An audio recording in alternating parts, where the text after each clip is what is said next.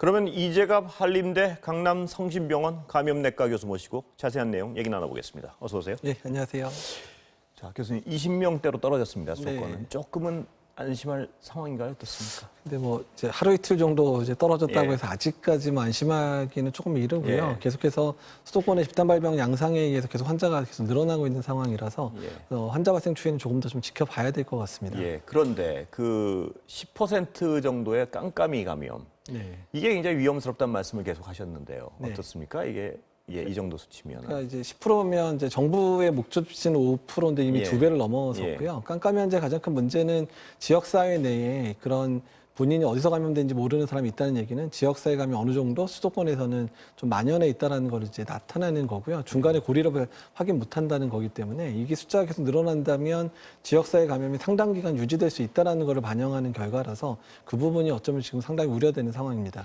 그런데 무증상 감염자가 45에서 50%가 되면 이게 깜깜이 감염이 10% 정도를 더 줄일 수 있나요? 어떻습니까? 줄이기가 힘든 게 사실 무증상 감염자라고 하는 분들이 이제 진단 당시에 무증상을 얘기하는 건데, 근데 문제는 그러니까 확진됐을 때 이제 뭐 증상이 생긴 분 한 분을 확진했을 때 그 주변에 있었던 사람을 같이 검사하면 이미 10여 명씩 막 이렇게 확인이 되는 상황이고, 그런 상황에서 이제 무증상 감염자가 많은데 또 그분들이 또 본인도 모르게 이미 여러 명을 또 전파시켰을 상황들이 되니까 연쇄적인 고리들이 무증상 감염자를 통해서 계속 발생을 하는 상황이 이어지거든요. 그러다 보니까 방역 당국은 주로 증상이 나타난 환자만을 찾을 수밖에 없으니까 이런 그 확진자의 추적이나 이런 부분에 상당히 어려움을 겪게 하는 그런 요소로 작용하고 있습니다. 그럼 무증상 감염자가 이렇게 많은 경우에는 어떻게 해야 되나요? 줄이려면 이 방역 당국에서는. 그러니까 이제 그 부분이 어려워지니까 만약에 이런 상황에서 집단 발병이 꼬리에 꼬리를 무는 상황에서 발병되면 이제 방역 당국이 계속 추적하는 데에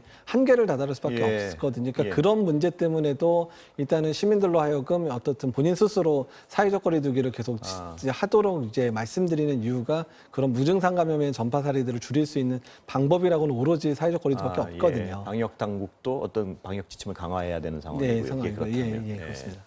그런데 지금 다른 얘기 좀 여쭤보면 어떤 위험 시설에 대해서요. 계속 발생하는 위험 시설에 추가적인 지정이 좀 필요한 상황인가요? 어떻습니까, 교수님? 그러니까 이제 지금 확진자에 의한 그 집단 발병이 일어난 공간들이 다시 한번 평가했던 여기가 좀 위험하다고 생각되면 그런 데는 계속해서 지정을 해가지고 유사 시설에서의 유사 사례 발표가 유사적인 그 집단 발병이 없도록 만드는 게 상당히 중요하거든요. 그래서 정부에서 지금 아마도 여러 그 조건이라든지 그 뭐 마스크 쓸 수 있는 조건이냐 아니냐, 또 사람이 얼마나 밀집하느냐 이런 조건에 따라서 여러 시설들을 이제 고위험, 중위험, 저위험으로 분류하는 작업을 시작했다고 얘기를 들었습니다.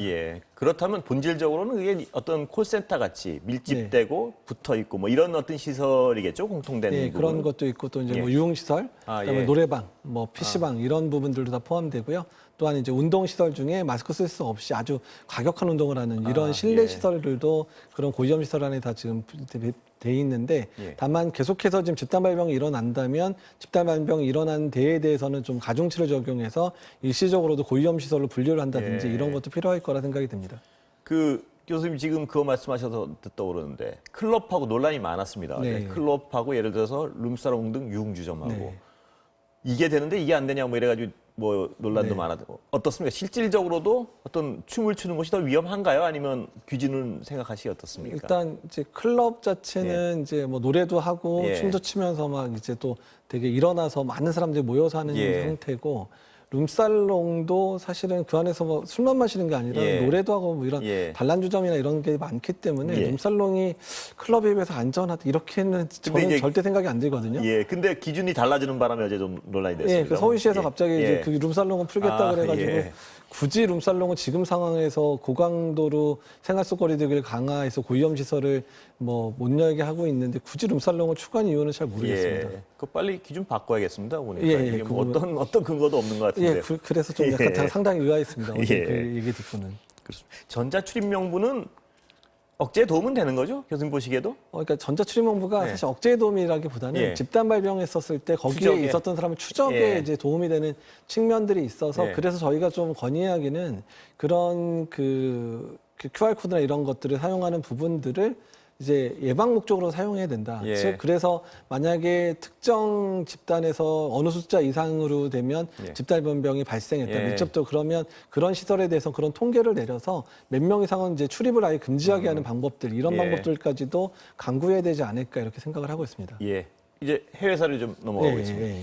베이징 연어가 많은 분들 걱정을 또 의외로 하시는 분들이 많은데요. 혹시 그 연어 소식은 뉴스는 알고 계신가요? 예, 근데 예. 사실 뭐 연어를 이제 조리했었던 도마에서 예. 바이러스가 발견됐다고 하는데 이게 예. 음식물로 전파되는 형태로 전파되는 것들은 보고가 되고 있지는 그래요? 않아서 예. 다만 확진자가 만약에 도마를 썼거나 예. 아니면 뭐 연어를 날랐던 뭐 팩이 뭐 오염이 돼서 왔으면 그럴 수 있겠지만 그래서 약간 그거를 뭐 음식물 수입을 차단하고 이런 면모들은 조금 중국 당국이 의아하게 좀 과잉으로 대응한 게 아닌가 생각이 들고요. 과잉이라고 보시는군요. 예, 어떻든 간에 그 원인에 대한 역학조사를 충분히 해서 예. 어떻게 거기가 오염됐는지를 밝혀야 그래야 왜 그거 주변을 이용했던 사람들이 감염됐는지를 알 수 있기 때문에 일단 그런 부분에 대한 역학조사를 좀 더 서둘러야 되지 않을까 생각이 듭니다. 그렇다면 딱히 연어가 뭐 감염의 어떤 매개가 된다든가 이런 건 전혀 아니죠, 지금? 아닐 가능성이 높은 거죠? 다만 예. 오히려 확진자가 있어서 확진자가 그런 주방 시설을 이제 오염시켰을 가능성이 예. 높고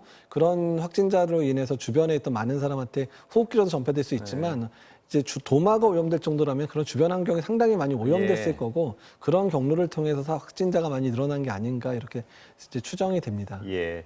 그 부분 조금 더 여쭤보면 오염된 도마에 연어가 있었을 거 아닙니까? 그거가 이렇게 배달돼서 먹었을 때 그건 아직은 큰 위험은 없는 건가요? 그렇게 전파된다고 생각은 안 드는데 근데 어차피 그게 옮기는 과정 중에서 이제 시간이 지나버리면 예. 이제 바이러스는 사멸하게 되긴 되는데요. 근데 예. 다만 그런 건 있어요. 그러니까 바이러스가 오염된 지 얼마 안 된 상황에서 그거를 손으로 만지고 그 예. 손으로 이제 뭐 본인 호흡기로 예. 만지면 전파는 될 수 있거든요. 예. 근데 음식물 통해서 전파됐다 이 부분은 아직까지는 이렇게 딱 정확한 근거가 있지는 않습니다. 그것까지 걱정하는 건 좀 과잉 우려라고 예, 볼 수 예. 있는. 그러니까 배달 음식을 시켜 먹을 때건 뭐 이럴 때 너무 걱정할 필요는 없는 예, 그런 상황이죠. 부분은 오히려 그건? 걱정할 필요 없지 않을까 생각이 듭니다. 예. 근데 중국에서 지금 유행하는 거 염기 서열 분석해 보니까 유럽 거랑 비슷하다. 네. 이건 유럽에서 유래했다고 단정할 수는 없는 건가요? 어떻습니까? 근데 사실 이제 유럽에서 이제 그 확진 어떻든 그런 바이러스를 가진 사람이 들어올 경로는 상당히 많아서 근데 최근에 중국 예. 같은 경우는 러시아에서 유입되는 환자들이 상당히 많았었거든요. 예. 당연히 그렇다 그러면 유럽에서 러시아에서 이렇게 거쳐왔으니까 당연히 중국 내에 지금 확진 환자가 나온다면 유럽에서 전파돼 있는 그런 바이러스의 확진자들이 당연히 나올 수밖에 없거든요. 예. 그래서 그 부분이 어떤 특별하게 더 뭐 큰 의미를 가지고 있는지는 좀 잘 모르겠고요. 또 예. 확진자들에 대한 그런 유전자 분석을 통해서 더 집중적으로 더 분석을 해봐야지 결론이 날 것 같습니다. 예. 어제부터 나온 뉴스긴 한데 네. 이 확산 속도가 빨라지는 변이가 이루어졌다. 이거는 어떤 심각한 상황인가요? 교수님 보시기엔 어떻습니까? 그러니까 이제 이거는? 뭐 재미 이제 한인 과학자분이 예. 발표한 내용이기는 한데요. 예. 근데 다만 그러니까 지금의 그 유전자 변이가 얼마나 광범위하게 확산돼 있는지에 대한 부분들도 중요하고요. 예. 어떤 그 한 특정 국가에서 그런 부분들이 어떻게 작용하는지에 대해서는 사실 역학적인 규명 작업이 필요하거든요. 예. 그래서 유전자 변이와 실제로 그게 실제로 일어나는지 안 일어나는지에 대한 그 상관관계를 분석하는 과정은 상당히 복잡하고 오랜 예. 시간이 걸려서요. 그 부분은 조금 결과를 지켜봐야 될 것 같습니다. 현재로서는 통계적으로 뭐 완전히 입증된 게 아니란 말씀이시죠? 예, 그렇죠. 예. 예. 그 베이징 얘기를 또 수산시장인데요, 또. 네, 예. 수산시장은 위험한 건가요, 그렇게? 근데 이제 예. 수산시장이 위험하다기보다는 사람이 많이 밀집돼 예. 있다는 부분들이 이제 예. 문제가 되는 거고요. 중국이 이제 확진자 숫자가 줄어들면서 이제 경제 활동이 재개됐고 그러면서 시장에서 많은 사람들이 붐비기 예. 시작하니까 그중에 확진 환자가 한두 명이라도 존재하게 되면 거기서 집단 발병이 일어날 수 있는 부분이라 사실 그 집단 발병의 부분은 뭐 우리나라에서 발생했었던 뭐 예. 리츠웨이라든지 이런 데 집단 발병하고 특성이 그렇게 다르지는 않다고 그게 봅니다. 양상이 수산시장이기 때문에 위험한 건 아니군요. 예, 근데 예. 거기 냉장시설 같은 건 좀 영향이 있는 거 아닌가요? 그 냉장 시설이 예. 있더라도, 예. 그러니까 뭐 이제 바이러스가 냉동되면 이제 오래 사는 그런 측면들이 있다고 예. 하더라도 그런 부분보다는 광범위하게 사람들이 많이 다니고 또한 그런 광범위하게 이제 오염이 됐기 때문에 호흡기 전파뿐만 아니라 환경이 오염된 걸 통해서도 예. 집단으로 발병할 수 있는 그런 부분들이 작용했다고 생각이 듭니다. 예. 자, 이제 우리 휴가철 앞두고 있는데요, 교수님. 네.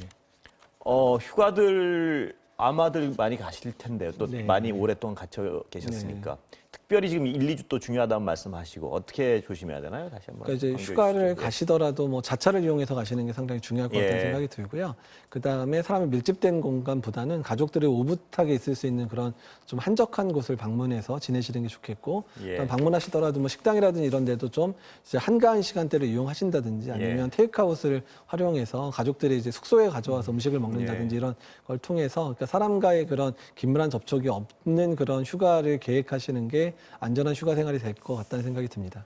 그런데 어쩔 수 없이 예를 들어 고속버스 같은 걸 탈 네. 경우에는 네. 말씀들 안 하시고 마스크 쓰면 뭐 크게 견딜만 한 위험도를 좀 크게 줄일 수 있는 거죠. 일단 마스크는 반드시 착용하셔야 되는 것뿐만 아니라 예, 서로- 확진자가 이동하게 되면 주변의 환경이 많이 오염되는 예. 상황이니까 손위생도 같이 잘해 주셔야지 가능하고요. 예. 그다음에 가는 기간이 시간이 길더라도 되도록 음식물 섭취나 이런 것들은 좀 자제해 주시는 게 이동 중에요. 예, 이동 중에는 이렇게 안전하게 그런 대중교통을 이용할 수 있는 수단이 될 거라 생각이 듭니다.